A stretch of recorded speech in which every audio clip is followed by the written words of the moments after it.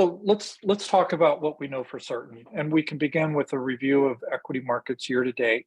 As you can see, in terms of just broad market global indexes across the board, we've had negative performance. There's really been no safe haven in any of the major markets. The S&P 500 is down 13%.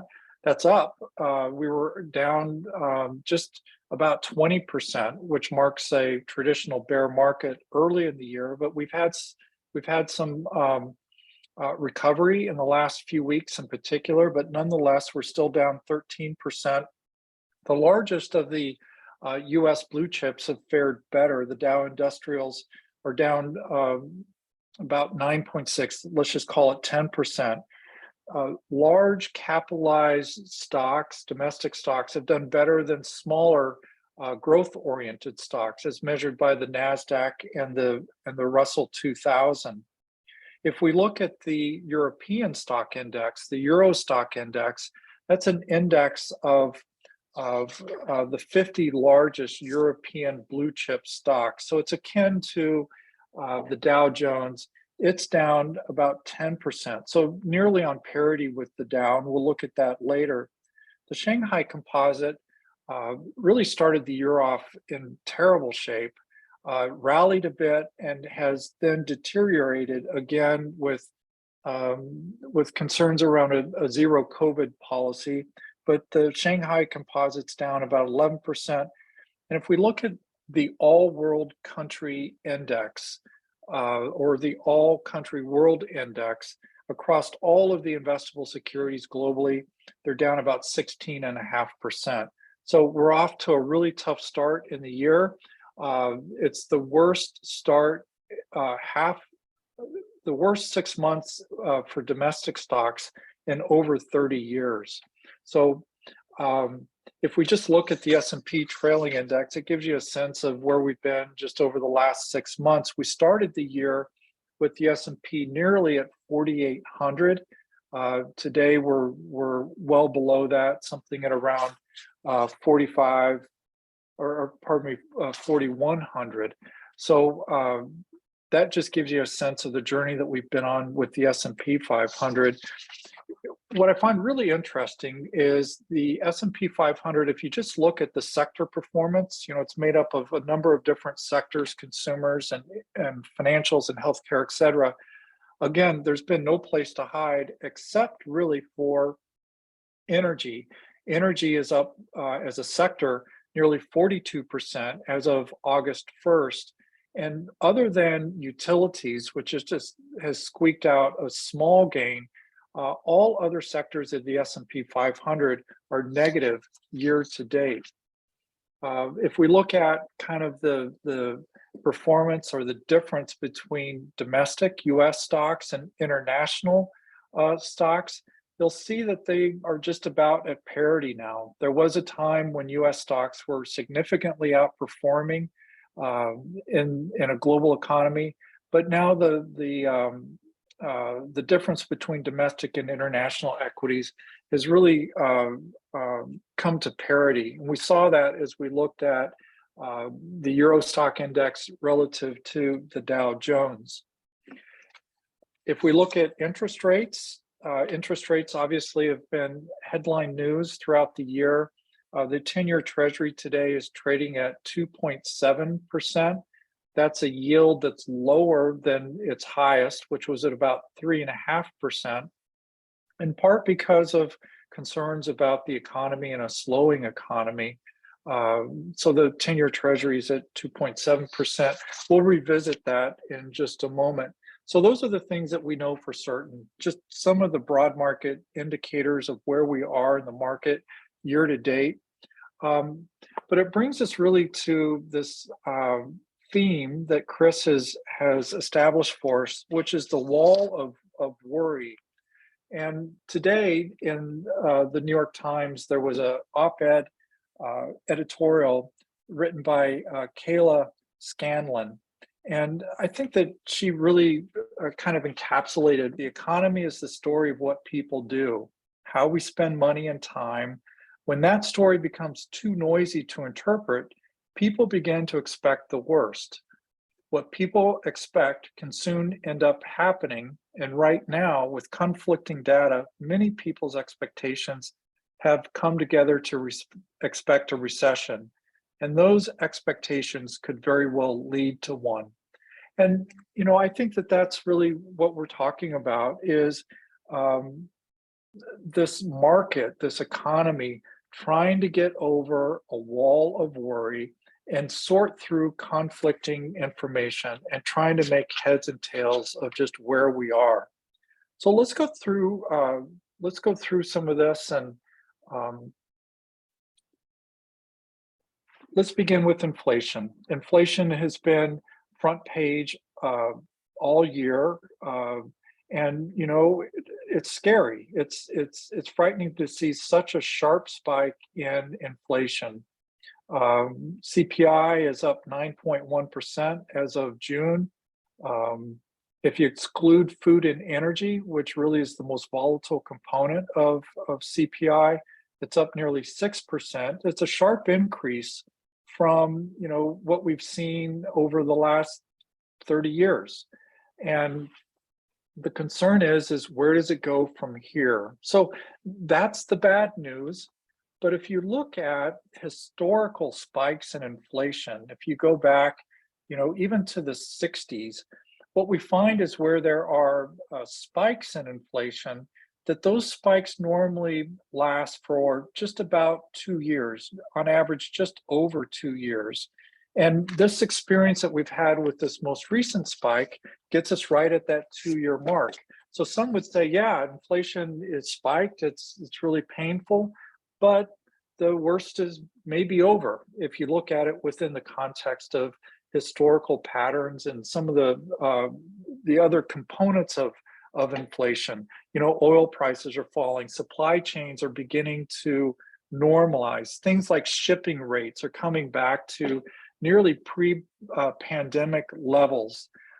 Food and energy are major contributors, and we can point to really good, rational, understandable reasons why food and energy are spiking right now. And a large part of that is what's going on with the war in Ukraine and what's happening in Europe. So on one hand, we have inflation that looks like it's running away, but on another, there's a narrative that says maybe we've already seen the worst of it and it's going to taper and to normalize. The Fed funds rate is another thing that is really kind of scary, and it's I think rattled the markets.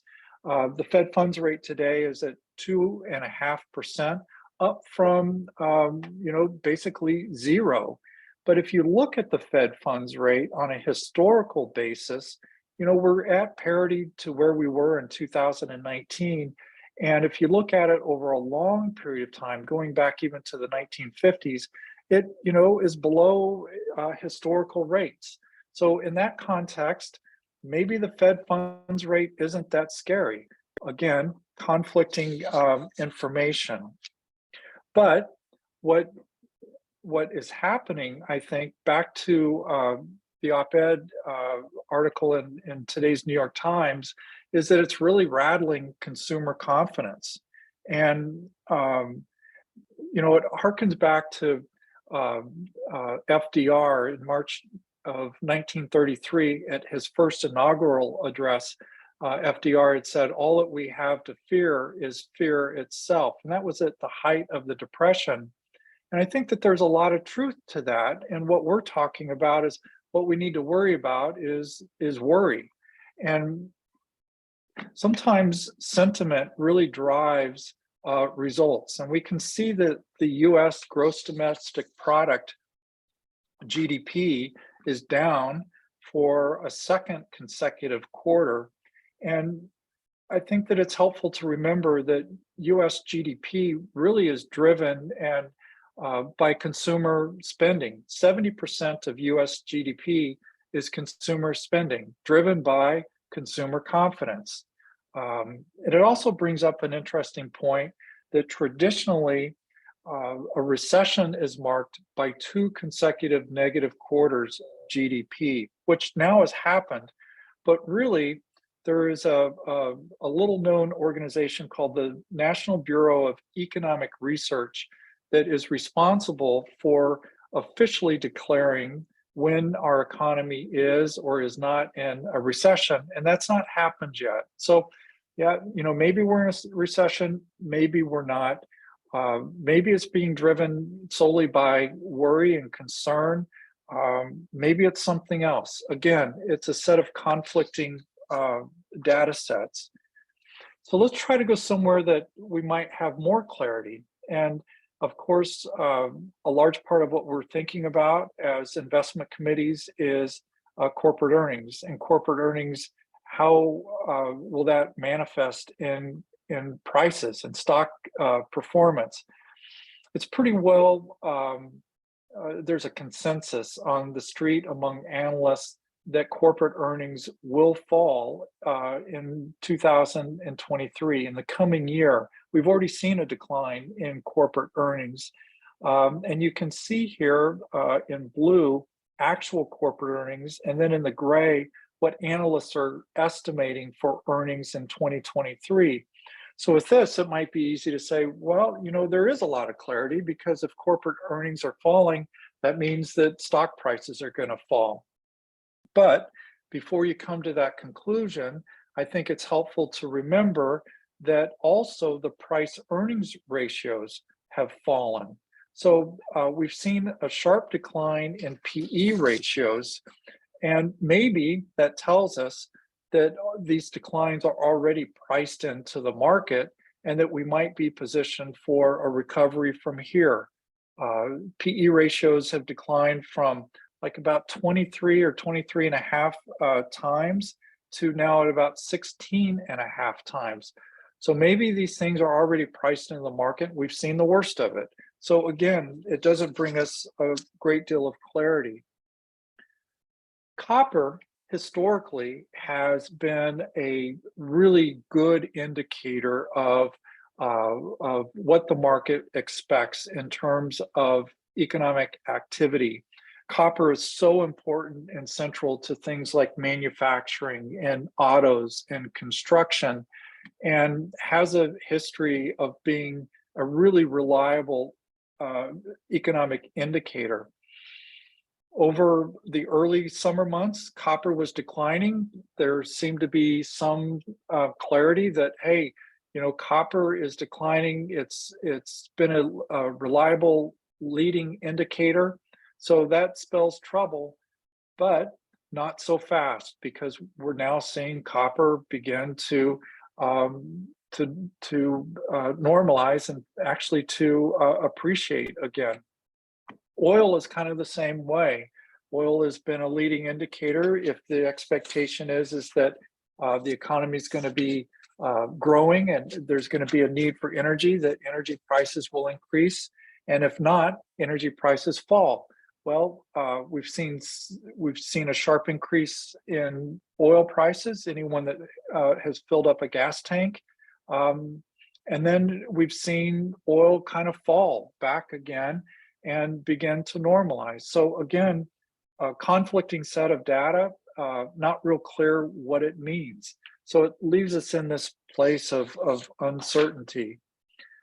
Well, you might say, well, let's look at the yield curve. And for many of us, we know that when the yield curve inverts, that is a pretty reliable indicator that we're heading into a recession.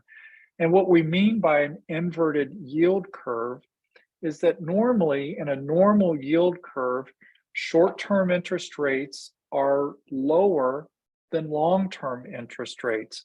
But today, that relationship is broken, and we have an inverted yield curve, meaning that short-term rates are higher than longer-term rates. Remember, we looked at 10-year Treasury yields a few moments ago and said that they were 2.7% in the current market. Short-term rates, a one-year Treasury is 3.4%, and a three-year Treasury is 3%. So we have an indicator that reliably in the past, when inverted, means that a recession is very likely. But before you come to that conclusion, this is a slide that we've looked at together in the past.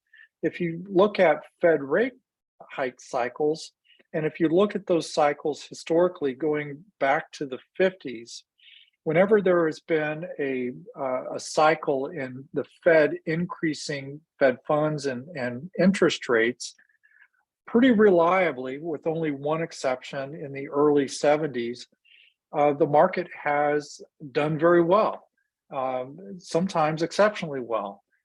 So, again, another conflicting set of data in terms of where we may be heading in the market. Also, if you look at just price performance, the S&P price performance going back, to the 80s. So, over the last 40 years, another thing that we know is that the markets are volatile, and very often in many years, we can have a big drawdown in the market inter-year and end up in positive territory. And in fact, in most years, there is a negative return at some point in the year. I think Chris has told us in the past that every year we can expect a 5 or 10% decline in the market. Every 3 years that we should expect a 20% decline in the market. So the fact that we've got market volatility, again, doesn't bring a great deal of certainty.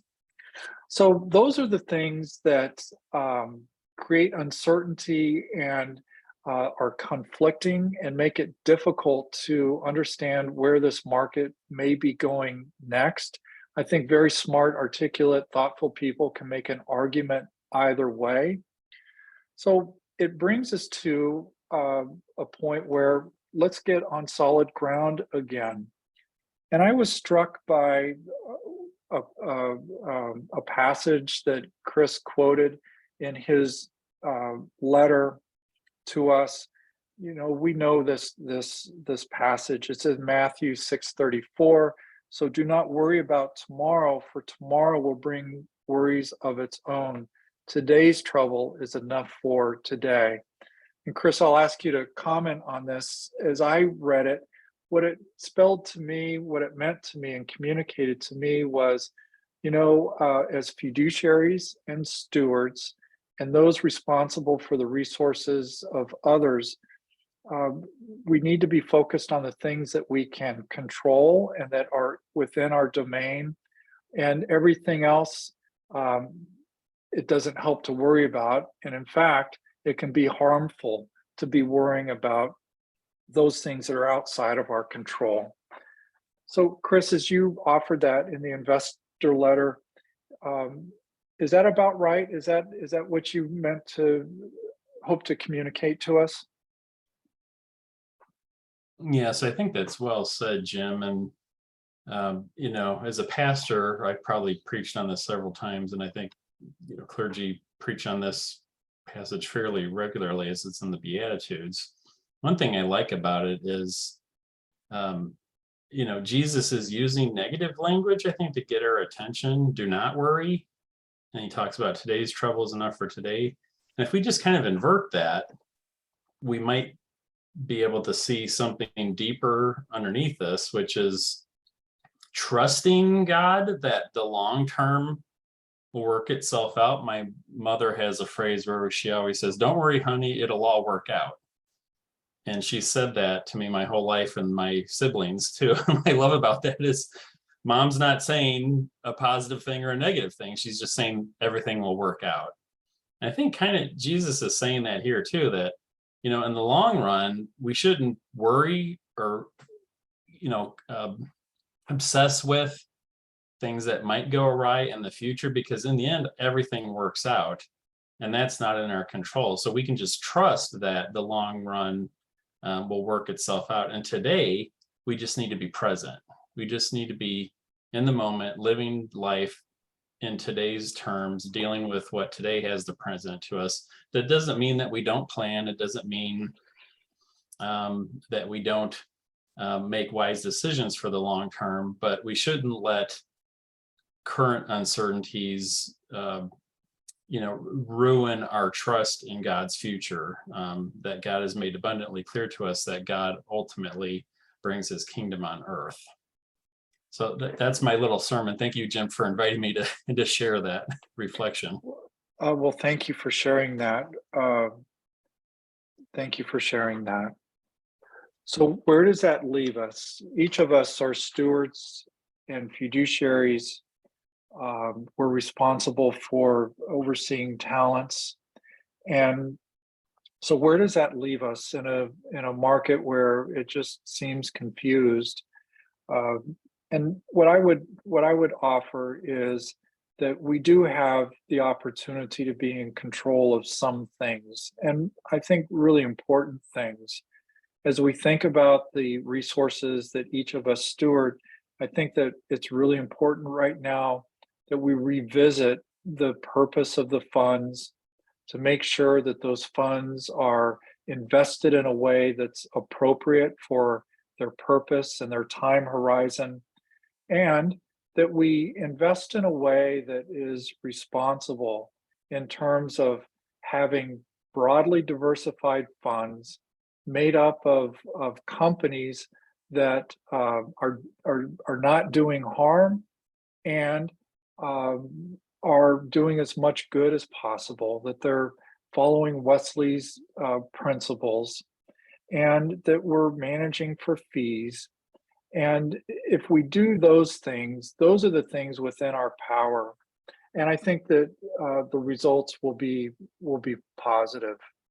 So as we look at the funds for the Methodist Foundation, for your churches, for the things that you're trying to accomplish in your local churches, yes, it's been a tough year, but we invest in the market knowing that it's not easy. That's why we get paid to be in the market. But over a long period of time, we would expect to do well and to do as good or better than the benchmarks by the way that we're investing.